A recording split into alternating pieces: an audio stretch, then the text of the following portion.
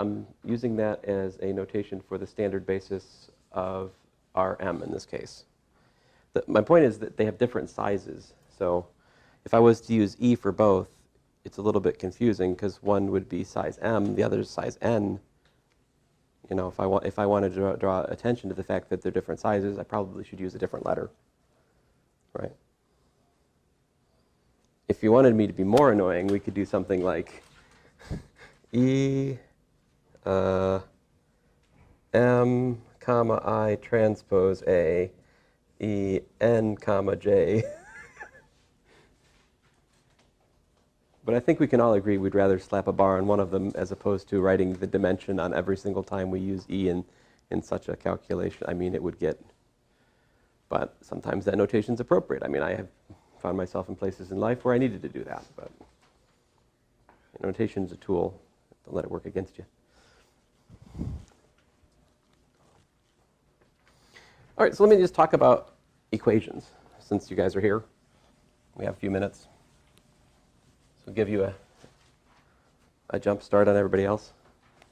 So what we're about to do is talk about equations like x plus y plus z equals to 2 and x minus y minus z equal to 0 and minus x plus y plus z equal to 3, I don't know, whatever.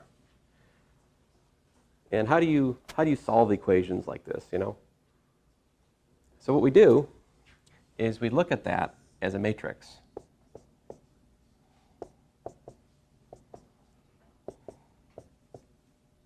Probably should have used something other than ones and, oh well, it's too late. So this matrix times the vector of variables x, y, z, right? I mean, of course, this you could directly translate into x plus y plus z, x minus y minus z, minus x plus y plus z. This column is equal to this column, right? So we take 3 equations to start with, 3 scalar equations, convert them into 1 column equation, right? Just 1 column equation, an equation of vectors. And then we use matrix multiplication to take this and to rewrite it as a matrix times a column vector, right? And that's equal to 203. So this right here, I usually call A. It's the coefficient matrix. This over here is the inhomogeneous term.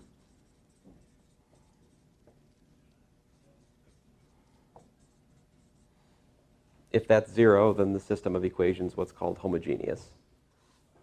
And you know, we will soon discuss something called Gaussian elimination, which is a systematic method to manipulate the augmented coefficient matrix in order to see the solution. What's the augmented coefficient matrix? Well, the augmented coefficient matrix is this. Augmented coefficient matrix. I usually call this thing B. So the augmented coefficient matrix is A with B slapped onto it. Right?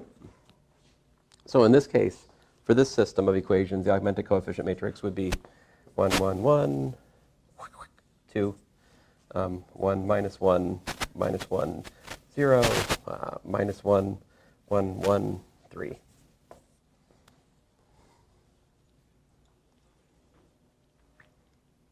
And we'll learn something called Gaussian elimination, which will allow us to figure out what the solution is to this problem by manipulating that matrix.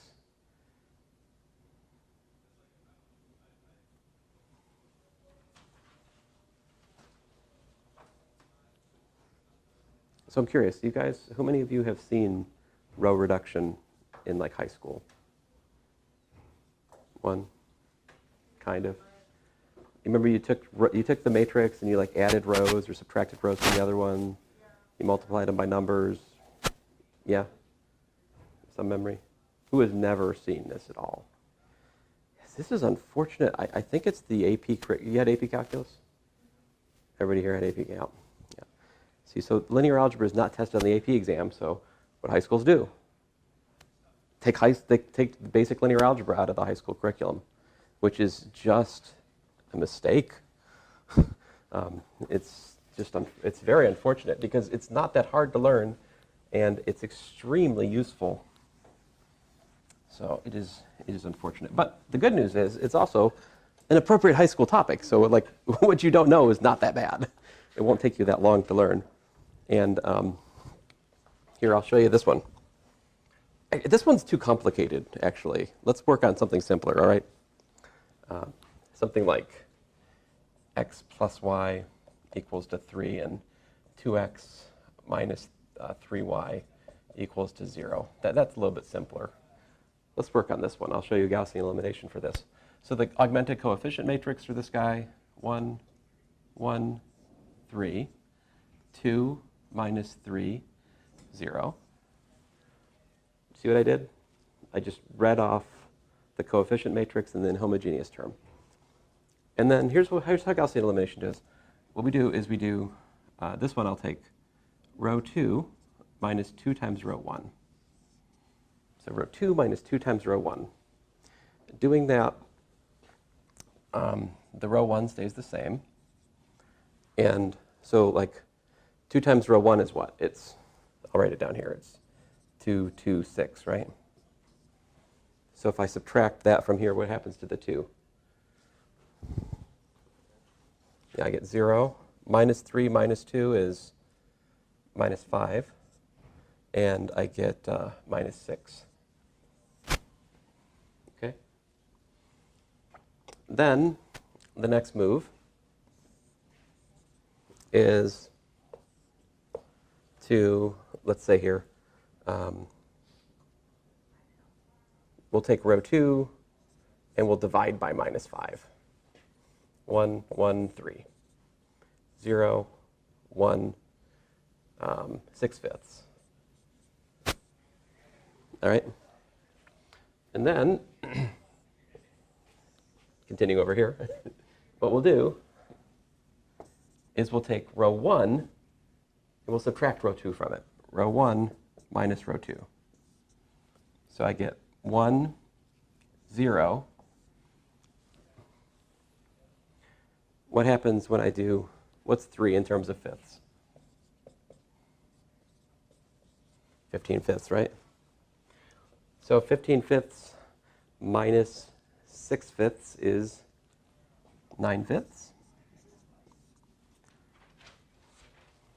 And I get 0, 1, 6/5. So check it out.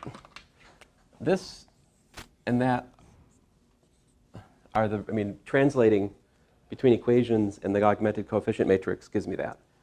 These row operations I just did, multiplication by a non-zero number, adding one row to another, or a scalar multiple of it, those correspond to adding equations or multiplying an equation by a non-zero number.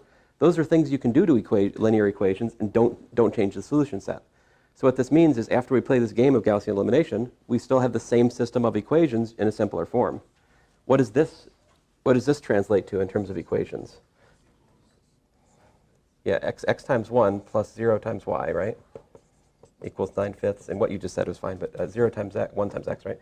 0 times x plus 1 times y equals to 6/5. Or as you just pointed out, x equals to 9/5 and y equals to 6/5. And that's the solution. Now, you might remember solution by substitution in high school, perhaps. Like you take one equation, you eliminate for one of the variables, and then you plug it into the other. That's still sometimes, that is definitely a faster method for a 2x2 system. I don't actually solve 2x2 systems by row reduction usually. I'm just giving it as an example. Let me show you one more thing and we'll stop for today. Can I cover that up? If okay, I'm going to put the screen down.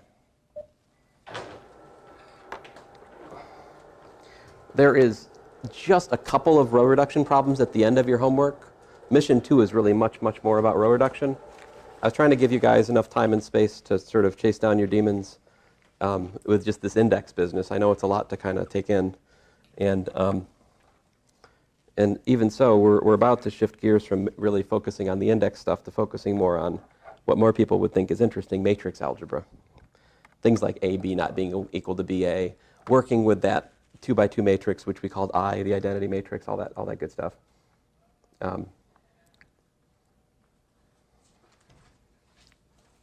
No, I don't. Who is she and why do we care? Let's see here. Where am I? Is that Miss Google?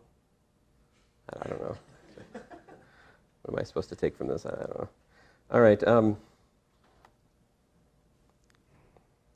So if you look down here, eventually I have, this is my website, which I've linked for you guys, of course, but eventually down here, I have links to websites to do the math for you. And this number 3 is super useful, transforming a matrix to reduced row echelon form right here. So like 2 rows, columns, 3. Poor planning on my part. Can somebody read out the augmented coefficient matrix before I ruin this the one I just did? Yeah.